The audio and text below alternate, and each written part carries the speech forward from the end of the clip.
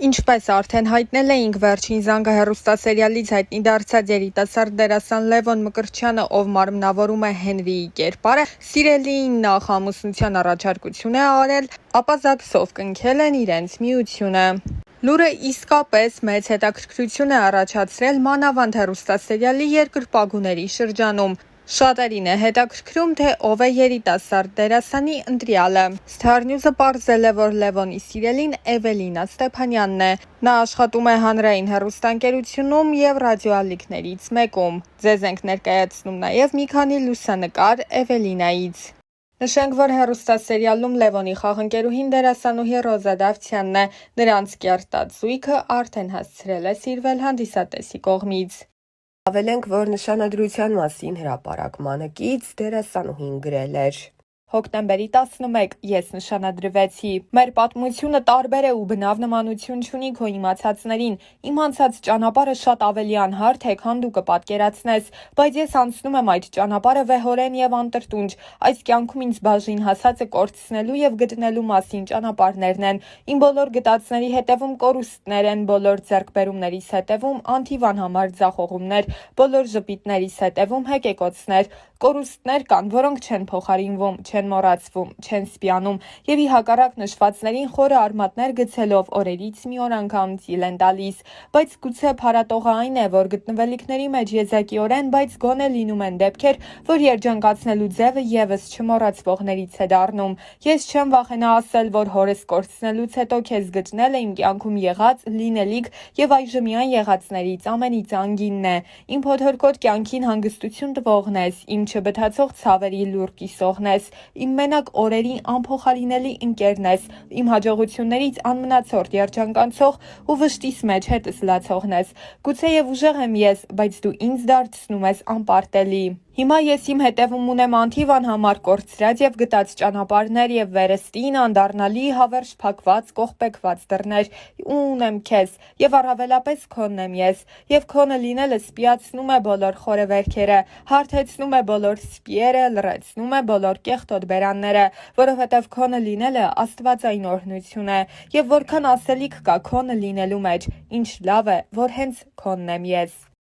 Երիտասարդ դերասանուհի Ռոզա Դավթյանը կարողացավ հայտնիություն ձեռք բերել շատ կարճ ժամանակահատվածում, ինչպես ասում են, մեկ նախագծի օգնությամբ։ Բնական էր, որ այդ ճանաչումը իր հետ պետք է հանրության հետաքրքրության նոր ալիք բերեր իր հետ։ Այս ընթացքում Ռոզան մեկ ծավալուն հարցազրույց է ունեցել, որի ընթացքում անձնականի մասին որոշ մանրամասներ էր հայտնել։ Դեռ հեռուստասերիալի ընթացքում շատ էր քննարկվում Ռոզայի եւ դերասան Կարեն Ասլանյանի սիրավեպի մասին լուրը։ Այդ թեմային անդրադառնալով դերասանուհին նշել էր. Ես երբ գալիս էի հյուր ինքս ինձ ասացի, որ պետք է լինի մի տարածք, մի ներքին բան, որը միշտ քոնը պետք է մնա ու ես կարծեցի, որ անձնականը ամենաճիշտ տարբերակն է դրա համար։ Ես ու Կարենը հոյակապ ընկերներ ենք, մեզ մոտ ամեն ինչ լավ է տաղավարում։ Դրանից դուրս մենք երբեմն շփվում ենք, բայց իմ անձնականը միայն իմն է, ոչինչ չեմ հերքում կամ ոչինչ չեմ փաստում։ Ես մի բան կասեմ, այնինչ իրականում կա առանց իմ ասելու կամ մեկ ուրիշի հերքելու կամ փաստելու միշտ երևում է։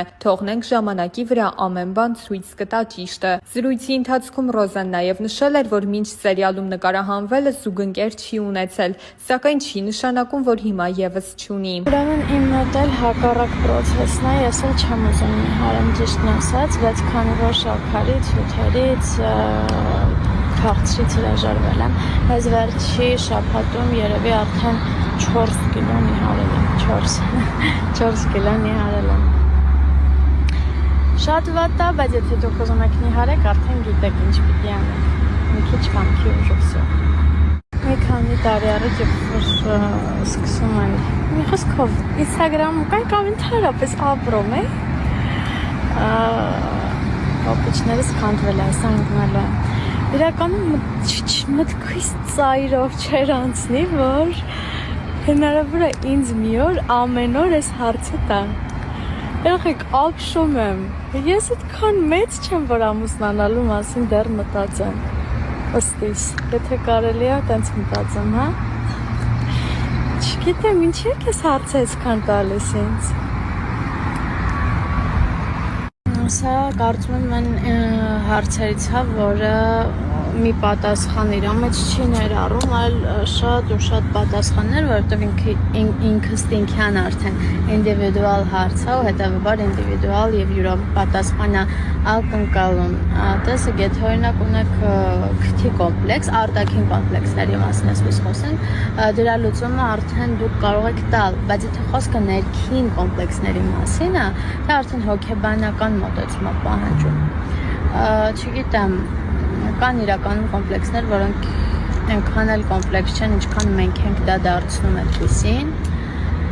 բայց արդեն ներքին կոմպլեքսները դրանք լուրջ բարդություններ են, որոնց դեմ պիտի հոգեբանորեն պայքարեք։ Չգիտեմ ինչքանով կարողացա օգնեմ, շատ դժվար հարցեր, դժվար պատասխանել ակնկալում էր։ Սա համարենք վերջին հարցը, որովհետև գիտեք, որ ես ատում եմ շատ ստորիներ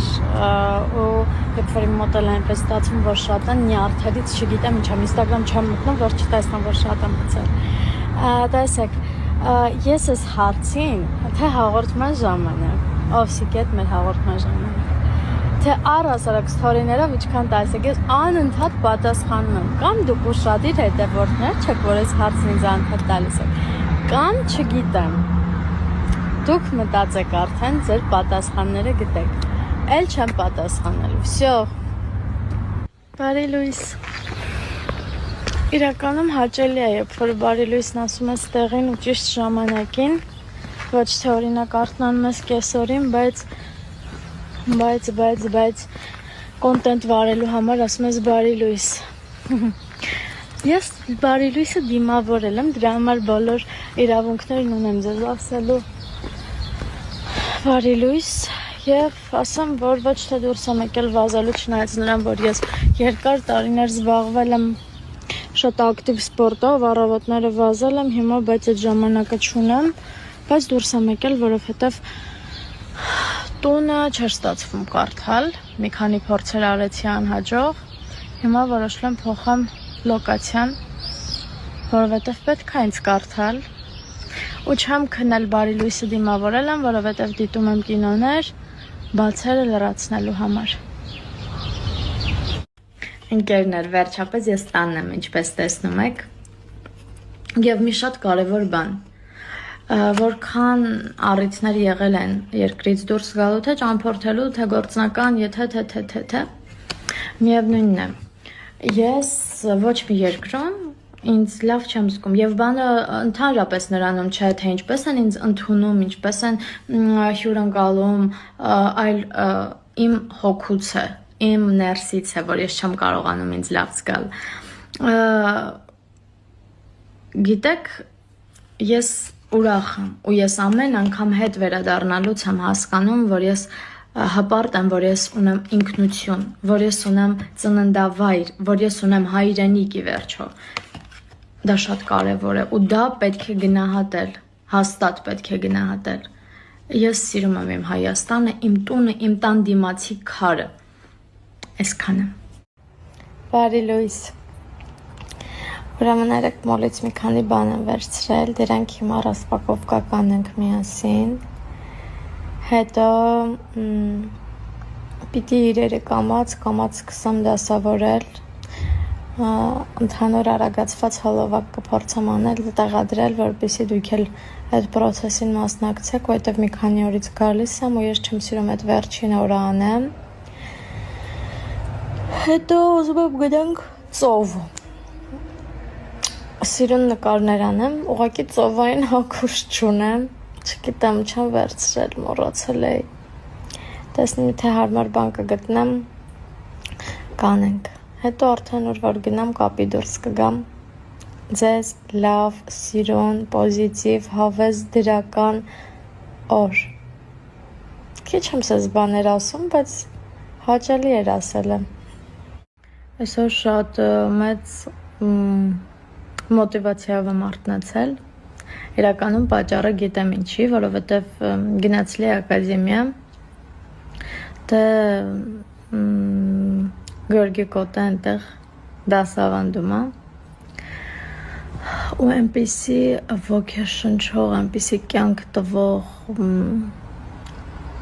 երևույթների մասին էր խոսում, որ Սենց ուզում էի այդ պահին վեր կենայի, գայի Հայաստան, ինչքան դերասանական ստուդիաներ կա, ինչքան սենց հոգևոր տեղեր կա, որ ինձ հարազատ է, գնամ, մասնակցեմ, ստեղծեմ, արարեմ, կյանքը չկանգնի,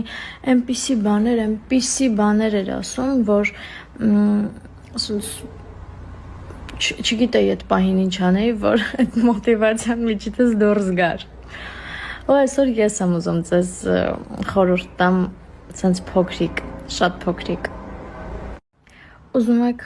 դառնալ դերասանուհի, ուզում եք դառնալ պարուհի, ուզում եք ով գիտի ինչ եք դուք ուզում։ Կարևորը որ ուզում եք, կարևորը այդ ձեր երազանքը ձեր մեջ կա, դուք ուզում եք ստեղծեք, դուք ուզում եք առաջ գնաք, դուք ուզում եք շարժվեք,